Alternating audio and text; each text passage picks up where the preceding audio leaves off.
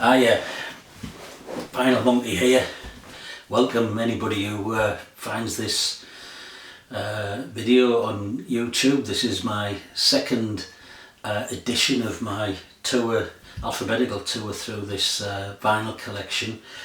And before I start talking about records beginning with the letter B, just a couple of announcements stroke apologies relating to the last episode, and I guess this will be a regular feature of these videos, largely because being a total technophobe and having not a clue about anything IT or digital related, I have no idea how to edit these things, so these recordings are just off the top of my head and what I say in one run, and I will say things wrong and get things wrong, so two apologies. Firstly, a technical one. I think last week I had the top half of my head cut off the video, and hopefully I've got the camera in a better position this week. Although somebody did point out with half the head cut off, I'm actually 50% less ugly than normal, so no bad thing there. The second apology relates to a content issue, and when I watched back the video last week, I noticed that I seemingly and inadvertently referred to Laurie Anderson in the past tense, and of course, as you'll know and happily, Laurie Anderson is very much still in the present tense and still producing great art. And when I last looked, she'd just fairly recently been appointed Professor of Poetry at Harvard University, so yeah, glad to report that was a mistake, and an inadvertent mistake on my part.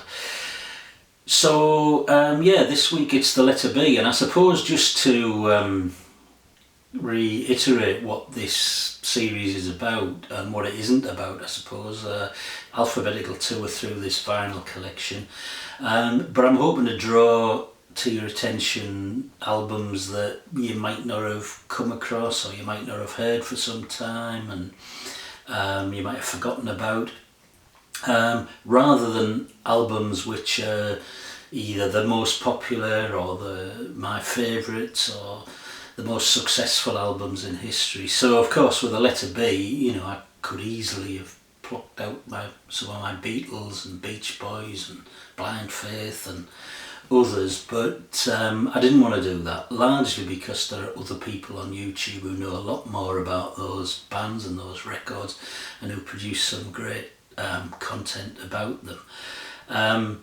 I just wanted a little personal tour through some of the nether regions, I suppose, of this collection, and hope I might draw something interesting to your attention. So here goes with the letter B, and the first record I want to talk about is a soul record.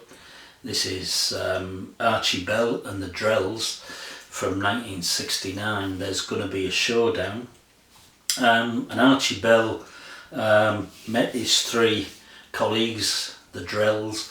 They met at school. They were all in the same either class or year group at school in Houston, Texas, in the late 50s, early 60s, I think, and went on to form this group who stuck together pretty much right through the 70s and 80s and even into the 90s. And I always think it's great when schoolmates form a band and they endure like that. I just think it's a fantastic achievement. When I think about, I mean, I was never in a band, but you know, I've lost touch with all my schoolmates, even though I'm still in the same town. But to endure like that and to continue to work together, yeah, I just always think it's a great thing. So Archie Bell and the Drells, yeah, a lot of these bands, the singing bands, boy bands I suppose we'd call them now, emerged in the 60s and 70s, and some of them came from the sort of doo-wop scene, but generally just great vocals, great harmonies, sharp suits, in this case a great album, which perhaps is a little bit of an exception, because I think for a lot of these soul bands, singles were the thing, and sometimes the LPs didn't really hang together, they had a bit of filling in them, but this is an exception. It's got 12 tracks and quite a few of them were singles, but it feels like a greatest hits album, even though it wasn't a greatest hits album. You could pick any one of these 12 tracks and it'll be it could be a hit. It's recognisable, it's danceable, it stands up, and I think a lot of these tracks did go on to become really popular in the northern soul scene later on in the 70s, and that was a scene. I wasn't part of that scene at all, largely because I couldn't dance to save my life, and dancing was very much a big part of that scene. But I always loved the music, and as I say, there's some great tracks on this. Particularly the title track. There's going to be a showdown. I think everyone will recognise that. But also Houston, Texas. Here I Go Again, just a little closer, sort of dancey stuff mainly, but also some really strong ballads in there and beautifully performed. A couple written by Archie Bell, but largely written by the sort of writing and production team Gamble and Huff, who went on to form Philadelphia Records and were very influential in the Philadelphia scene. And Archie Bell and the Drells did sign from Atlantic, which this record's on, to Philadelphia later on, joining the OJs and Harold Melvin and the Blue Notes and bands like that. But it's a great album, Archie Bell and the Drells. There's going to be a showdown, 1969.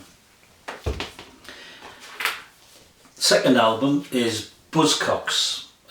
Not the Buzzcocks, as I want to call them all the time, but Buzzcocks. There was no "the" in Buzzcocks, and this was a band formed by Pete Shelley and originally his mate Howard Devoto, who had moved on from the band by this time. Their second album, Love Bites, and this is just a fantastic punk album from 1978. Listening to it today, it stands the test of time. For me, although I was into the punk scene, I didn't buy many LPs, largely because for me it was all about the live experience. It was the gig, it was being with your mates, it was having a drink, and if it wasn't a live gig, then it was a jukebox or a DJ or whatever. What it wasn't about for me was putting albums on and sitting in your armchair at home and relaxing and listening to them. Punk didn't work like that for me. So I didn't buy many albums, but you can listen to this. There is enough musical variation and quality and some great songs. The album kicks off with an absolute cracker, Real World. It's got a really long intro, about 70 seconds, where the sort of buzzsaw type lead guitar you expect from Buzzcocks kicks it off, but then the bass and drums are right up front as well, and it just gets the album off to an absolute flying start. But that's followed by, perhaps for me, one of the great punk pop singles of all time, Ever Fallen in Love with Someone You Shouldn't Have Fallen in Love With. And that's just 3 minutes of perfect punk pop it's just perfect. So a cracking album, Love Bites, Buzzcocks, 1978.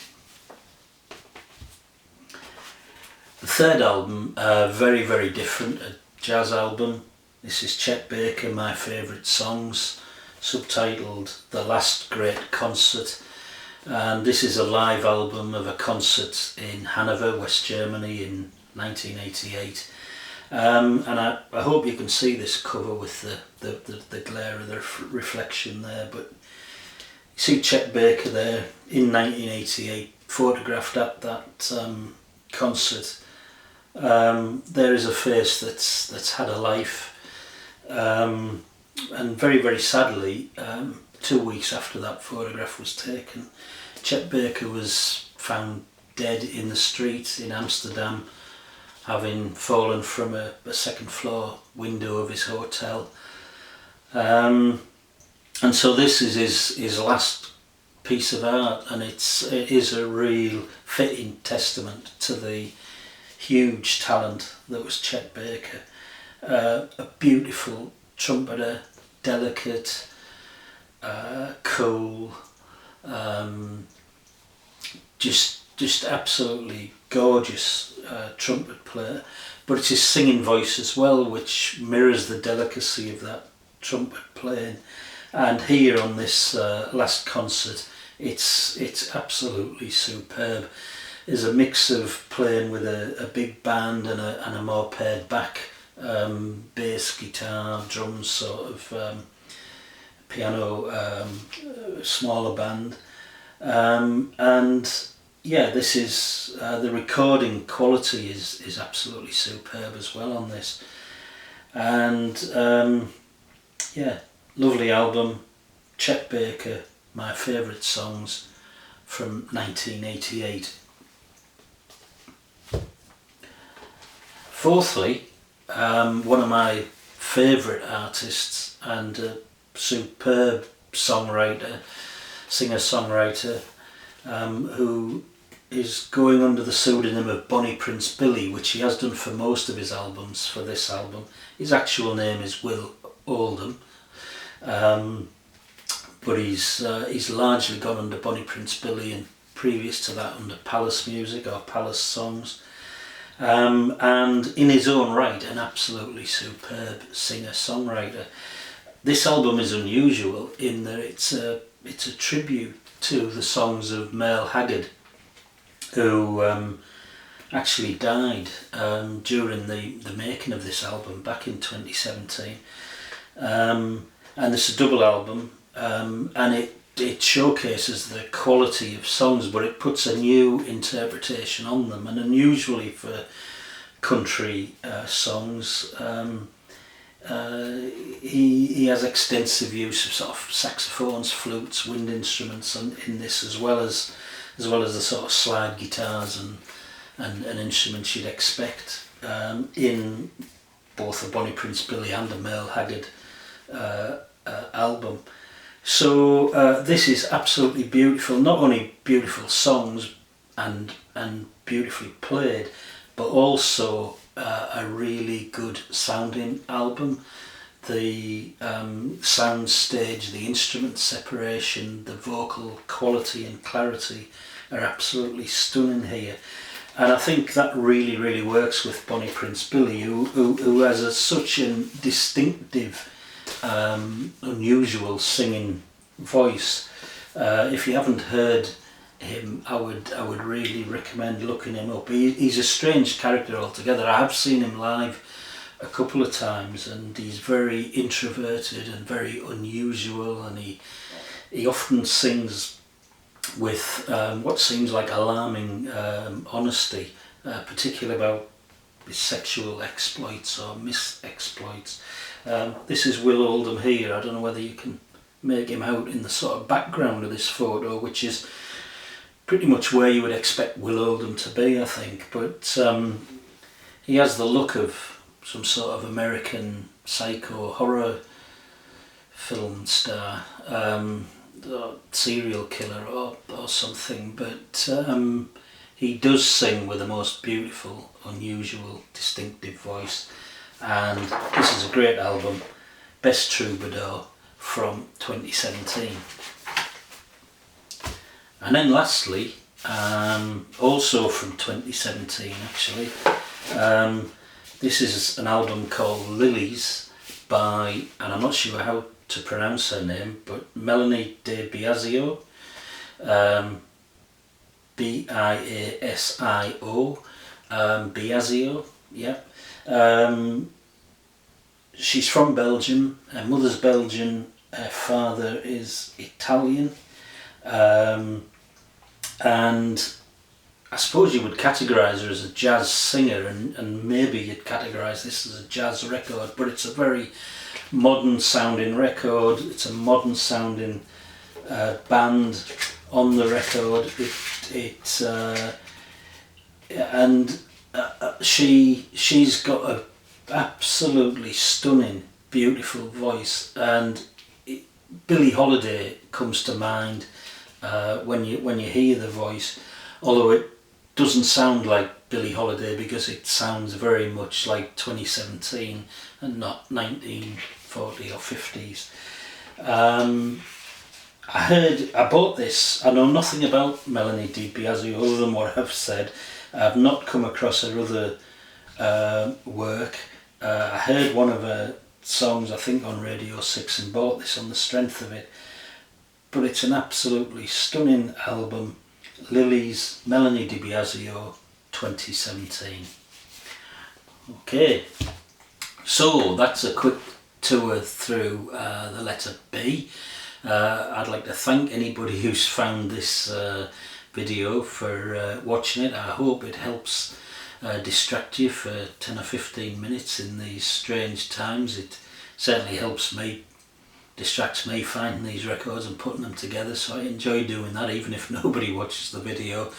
But I do appreciate anyone who does, and thanks to those who did subscribe last week. I think all of you just about were pressured to do so by my son, who kindly put this thing up onto YouTube for me, given my technical limitations which I outlined earlier. So thanks to anyone who found it. Hope you might join me again further down the line. Okay, cheers, bye.